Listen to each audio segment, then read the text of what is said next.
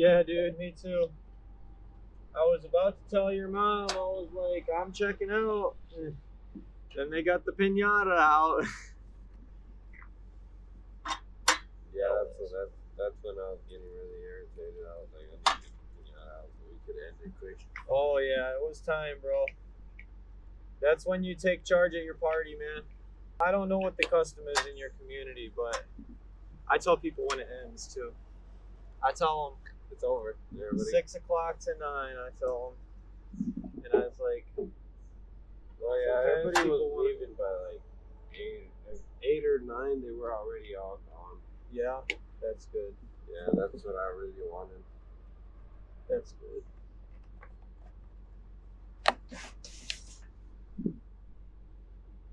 I didn't clean up till the next morning. Good morning, chickens. Oh wow, you looked away for 1 second. This is why you look when you work. I didn't think it was going to take the whole thing. Man, look at you already making mistakes on the job today. The lights are always having problems on these. It's just that connection at the plug. We're doing line of sight for this satellite dish right here.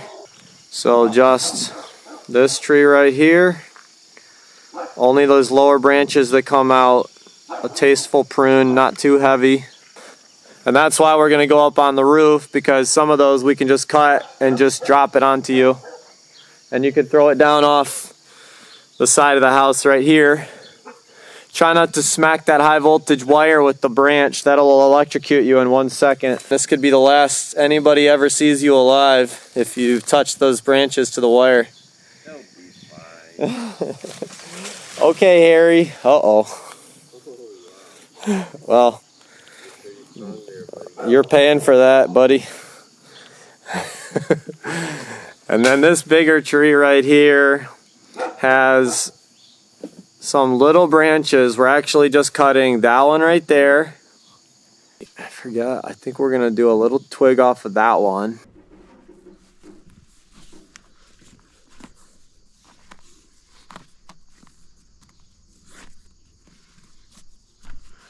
I don't never take days off.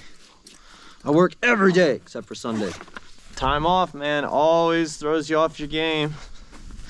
You forget how to drive a truck, forget how to throw a string line, forget how to do a knot, yeah, everything. One shot wonder, baby. Well, as long as this thing drops after I pull it up. Yep.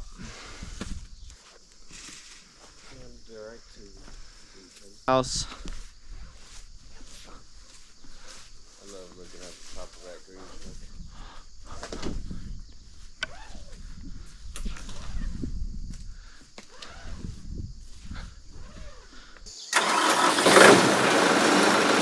This ascent of this tree is going to take about 8 minutes, and so I might fast forward this a little bit, but I'm going to take this time to talk about something that was in the comments section. Someone stated that, you know, you can't be a Christian and swear, or you're not a Christian. And I agree that, you know, swearing is a vice that's best taken from our lives and purged away. And I have tried extensively in my lifetime to do that. It's very hard to extricate from work culture and the type of conversations that we have. I suppose it's like any bad habit that you have to find a way to break it. But I did want to say, from the perspective of a Christian, that God did choose people who are totally imperfect to work in his ministry with him on earth. Jesus knew that the world was imperfect, and he selected the Apostle Peter, who did swear and curse. Even at the very hour of Christ's crucifixion, he was found swearing and cursing to dissociate himself from the cause of Christianity, to try to protect himself from harm. One of many things that Peter did, he fell asleep during a time when he should have been praying. He took his shirt off, which some people disagree with. He took his shirt off to work. He also cut someone's ear off with a sword. Jesus called him Satan at one time, which probably indicates that Jesus perceived Satan's manipulation taking place and causing Peter to say something sinful or wrong that was blasphemous, what he suggested. So there were some mistakes along his life, and there were some sins that stayed with him. And even the Apostle Paul reproached Peter. He had confronted him and said, you shouldn't be dealing with the Jews and the Gentiles this way. You're being racist, or you're being divisive because you won't accept these outsiders. They're non-Jews, and you're not treating them the same when the Jews are present. So there are various sins and wrongdoings that took place in Peter's ministry, but yet God chose to use him. And Jesus, after the resurrection, he said, do you love me? Peter said, yea, Lord, thou knowest that I love thee. And Jesus responded, feed my sheep.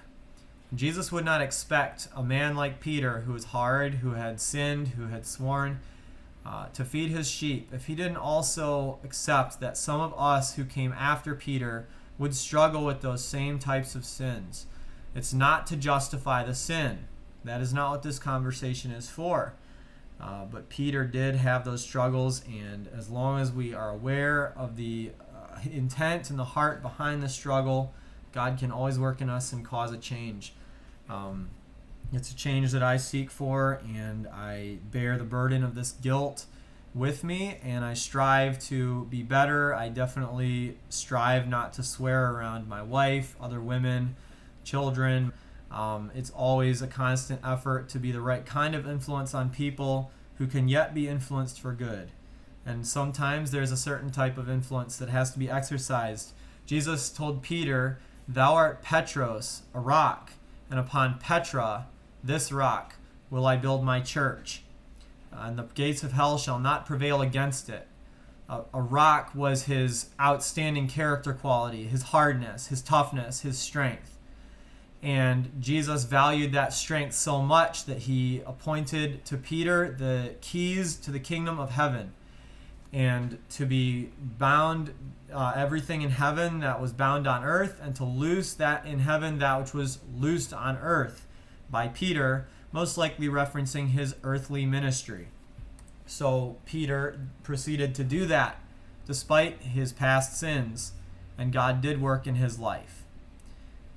So I just wanted to mention that, not to excuse any type of wrongdoing or to cover up my sin, but rather to hopefully present a case for hope for all of us who do go to work and may not carry ourselves in a manner what we would like to be, or we would like to be seen as, especially as it pertains to our Christian testimony. But it does not mean we can't be used of God. It does not mean we can't not speak the truth. That is a preposterous idea, that we'd be silenced from speaking the truth just because we have some sin in our life. We all sin, for all have sinned and come short of the glory of God.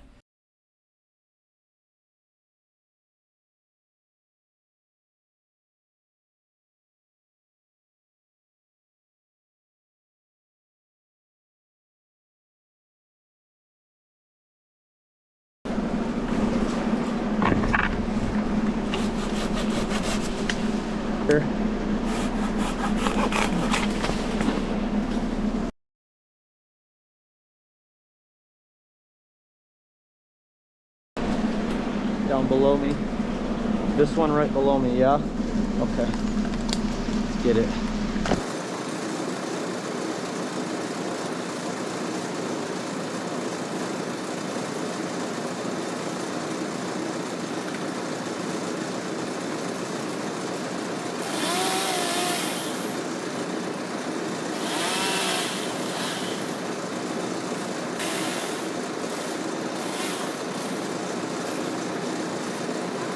You know, I would love to see someone demonstrate the climb that I'm doing here, taking these small branches off of small branches and shimmying out there with the tie-in off at a crazy weird angle and not use their spurs.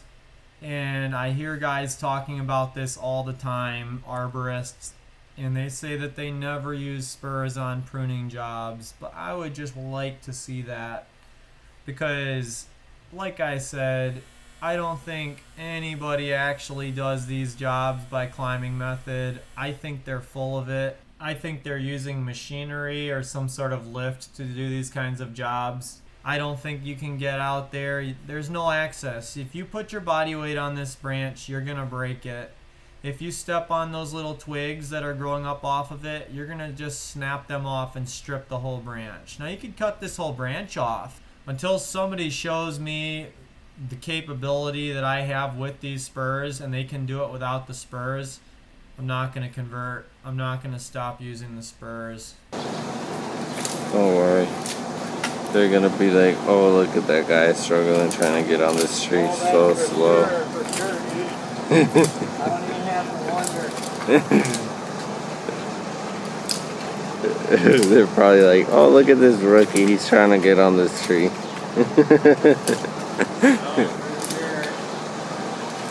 Try to use that foot thing. What is it called? Foot ascender.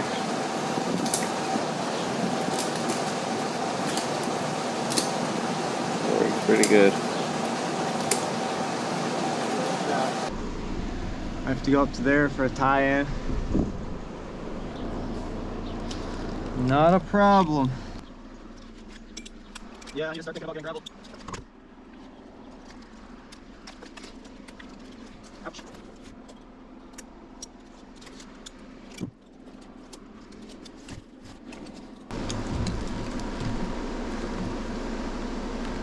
So just the little twigs or this big piece? Alright, let's try this. Okay. Do I gotta go more and get that branch? I am not a buckaroo. I'm a man. So this whole lower piece or just twigs? I think that was the only piece I was gonna cut, bro. The one that goes out straight? This is another one of those crazy tie-in angle spots that had no place to put your leg. The branch was small. I would love to see somebody go up there after me with no spurs. Somebody volunteer, we'll do a collab. This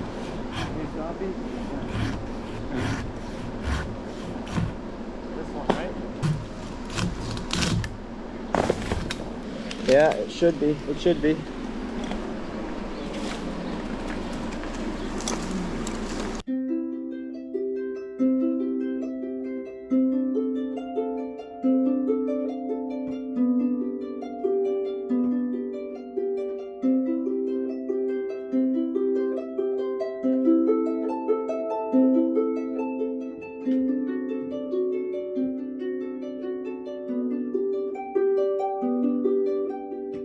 This is what they did for the Emperor of Japan when they did his tree. They did a YouTube video about it, yeah. They carried out every log by hand, one little small piece at a time, 2 guys each for every piece. And they used these little hooks. Oh yeah, that's gonna help the flowers. But it's not gonna be a problem. We can rope these manual. So here we are at the next job. That first job took us 2 hours, about 2 hours, which is about an hour per tree. There was very little cleanup there. This one here, I think it took us about 2 hours, maybe 2.5 hours, and we might have lost some footage, but I'll just show you the fun parts where the branches are falling down. It was a lot of fun taking down this tree because it was right by the road. We didn't have any backlog of branches building up from being in a backyard and having to move them a long distance.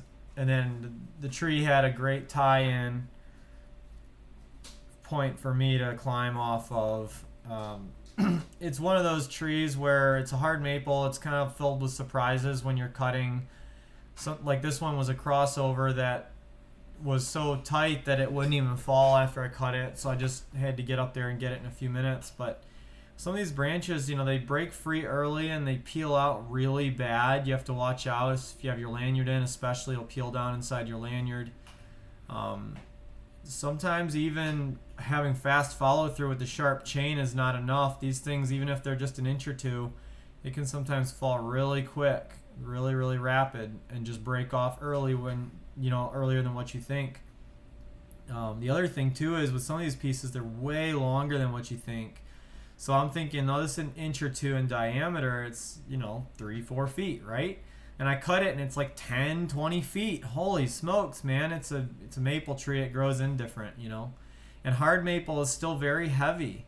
We learned that when we did a little bit of this rigging. We caught some pieces here and we were like, whoa, that's way heavier than what I thought it was going to be. But we got the old school techniques for rigging. We put the rope around some sticks to try to slow it down, and that was just quicker and easier than throwing hardware on this particular one. The homeowner enjoyed watching us. He was there the entire time we were in this tree, watching from the porch, which you can't see here. But there's me humping. Yeah, sometimes it's faster to hump than put the lanyard on.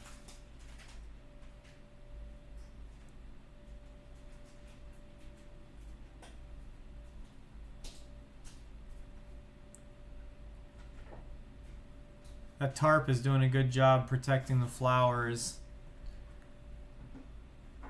Flowers looked great when this job was done.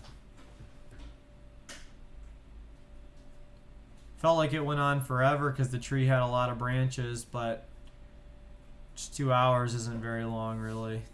Especially when you're wearing the Hi-X Ultra protector boots. Those are really awesome. They don't make you tired at all. We're just gonna go grab a bite to eat and decide if we want to keep doing tree work today or not. That last one was fun. I like takedowns. Removals are fun. Sometimes those trees grow really long branches and they're deceptive, and then you don't realize how likely they are gonna hit something. They're skinny, so they don't look like any big deal, but when you make it long like that, it is a big deal. But we just had to avoid fencing and some flowers. More on this later.